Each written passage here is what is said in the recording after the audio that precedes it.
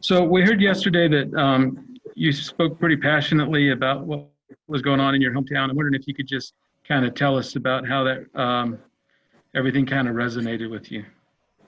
Yeah, I mean, it was just, it was just sad to see, just do so much for the community and, to see on TV, what's going on. It was just heartbreaking. And, you know, seeing, people from our community getting shot in the street, and then the kid getting offered, water, shortly after, before, I don't care when it was. It was just sad to see, man. And the fact that, when you post something about it or put it out there, people are, justifying their actions or justifying why it's okay to shoot someone 7 times in the back. And to me, that's just sad, man. And it's just, it really hits home, especially being from, where I was brought up. And so it was just really emotional for me. Next time, Mike Kliss. Yeah, Melvin, tell us about what's Kenosha like? What was it like growing up? It was good. It was good. Obviously you deal with your things here and there.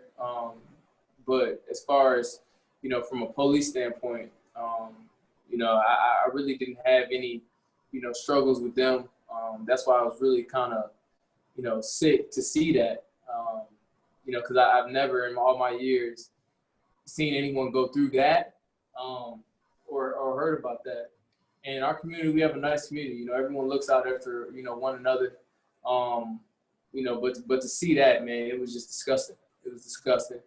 For that to be displayed around the whole world, it's just bad, man. Next up, Michael Spencer, go ahead. Hey, Melvin, you mentioned there are certain people who maybe don't understand or maybe even are upset about what you guys are doing. What is your message to those people?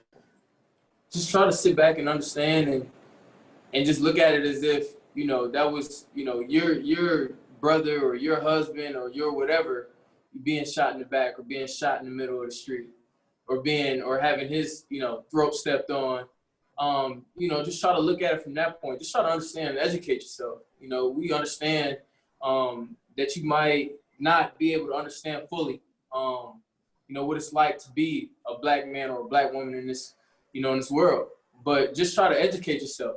Try to educate yourself the best way you can, or find someone that can put it in, put it in a way that you can understand. And that's the biggest thing. I don't think people are really trying to educate themselves on what we go through, and that's the problem. Next up, Eric Delala. Yeah, Melvin, did you have a chance to talk to any of your teammates? And if you did, kind of what was that experience like being new on the team and having to open up about something emotional like that to guys that you're still probably getting to know? Yeah, it was tough. Just still trying to, get a feel for everyone on the team. And it's just tough in general, being a man and having to, stand up in front of a group of men and show emotion, show weakness in a sense. No man like to do that, but, I just, anytime Kenosha or anything was brought up or I kept seeing it repeatedly, I just get emotional. I just was getting emotional about it, and I just had to get it off my chest. And, everybody from top down in this organization, from the higher up to the players to the coaches, everyone was supportive, and we all spoke on it. And, their words were very encouraging, and I couldn't thank them more for that, for speaking on that topic. Next up, Mark Kisla. Hey, Melvin, all I know is that I live and work a long way from my hometown, so I can have empathy with you about that. What kind of family, how much family you got back there, and how concerned have you been, that kind of stuff? I'm sure you've talked to them, but what's going on? Yeah, I got a lot of family out there. I got a lot of family out there on my dad's side, my mom's side, and I got a big family. And I got a lot of friends, and I got, it's just a lot of peers out there. And that's why I was just so worried. And they were, during that shooting, with the kid, I forgot his name, but when he was out there, some of my family members were out there, and that worried me, because that could have been them. And, I spoke to them and speak to them, every day. And, just worried, and they say they're safe, but still, man, it's just scary to know that, you can go outside and not feel safe anymore, in a community that I thought was, one of the safest. You got to be alert. And so I'm worried, but, like I said, I keep in communication, and, they're in pretty good hands right now. Next up, Brandon Cristal. Melvin, I saw where Justin said, leaving the facility yesterday, that no one's really in the right frame of mind to practice. Based on all the discussions yesterday, by today, it looked like a spirited practice, but would you have rather taken a few more days off to continue to have these discussions, or were you okay with that and then just hope it keeps going off the field when y'all keep talking about these issues? I think if we would have took a poll, we probably would have, sat out, but, it's the cards we were dealt. So, they say practice, we got to go do that, at this point, until we can find a way to make a better stand. It's tough right now. It's not like, like we're in the basketball season, they can stop playing, and we're not playing any games right now to boycott or anything like that. So, we stop and practice, and, but it's only so much that we can do right now, at least till the season starts. Next up, Andrew Mason. Obviously, there's been so much going on this week. It's coming like 90 miles an hour, but you've been so involved in the Kenosha community over the years. When all of this settles, what do you want to do to kind of promote healing and promote getting everything back on track there? At this point, I'm just, I don't know, but, I have a lot of great people around me to lead me in the right direction. Obviously, I've been doing things in the community, but clearly not enough, So, you just got to find other ways to reach out to people, to get change. And like I said, I got a lot of great people around me that do a lot of stuff in their community that brings change. And I think it's time to start networking and branching out and just seeking advice from others that I can bring to my community and help it better. Next up, Nick Kosmatter. Yeah, Melvin, we know that you guys met as a full team yesterday, then split into smaller groups, a lot of different people sharing ideas. What did you find to be, I guess, the most productive part of yesterday in hearing some of those different viewpoints?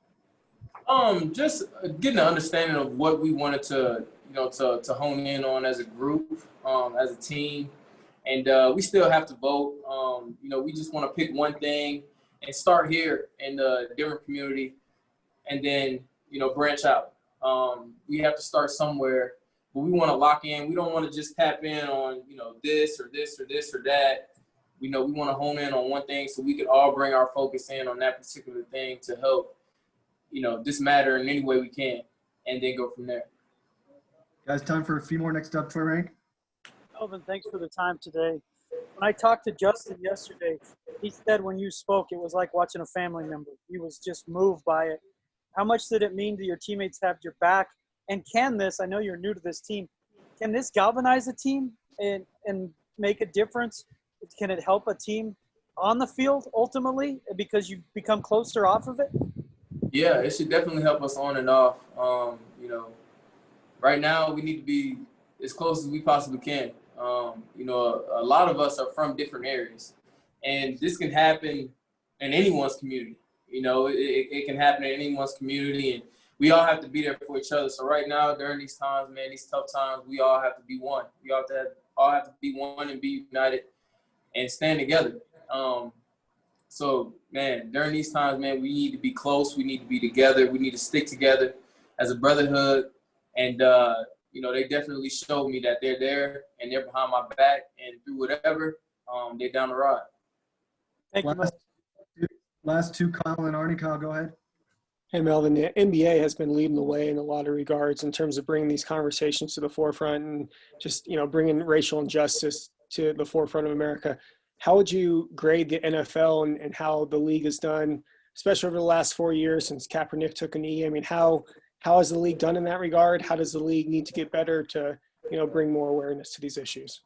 Well, I feel we all need to get better. Like I said, it's all about educating at this point, and we all need to get better from every aspect, every sport. you see, the NBA missing out on games. And like I said, we haven't started our season yet to be able to, compare and contrast of what we can do and how we can do it. But I can guarantee you that conversations will be had. But we just have to bring awareness to this because this is getting out of control. It's disgusting. What we're going through. And like I said, any way that we can educate, we have to, and we have to better ourselves, and we just have to find a way. We were slow to the party. I do believe this is what Kaepernick was doing. He was trying to, bring this to light. And years now, here we are fighting the same battle. So long as the message get across, and we hope to continue to get across, we'll be all right. But right now, it's still a battle. Last one, Arnie, go ahead. Yeah, Melvin, just kind of piggybacking on Kyle's question there, the NBA today and its players agreed to establish a social justice coalition. And they also said that in every city where the league franchise owns and controls arena property, that they'll work with local election officials to make it like a voting location for the 2020 election. So I'm wondering, what would you like the NFL to do in cahoots with the players? Anything like that, like the voting efforts or anything like that, like the NBA has done? Well, I mean, NBA is really setting an example. I feel for all sports. Great example to follow. And, if you've seen any of the guys' social media, some NFL guys reaching out and doing the same. They're leading by example, telling people what they need to do. So we have all the examples out there to follow with the NBA leading the way. So just take note. Like I said, just take note, acknowledge what they're doing, what they're trying to do with their platform, and let's help make change.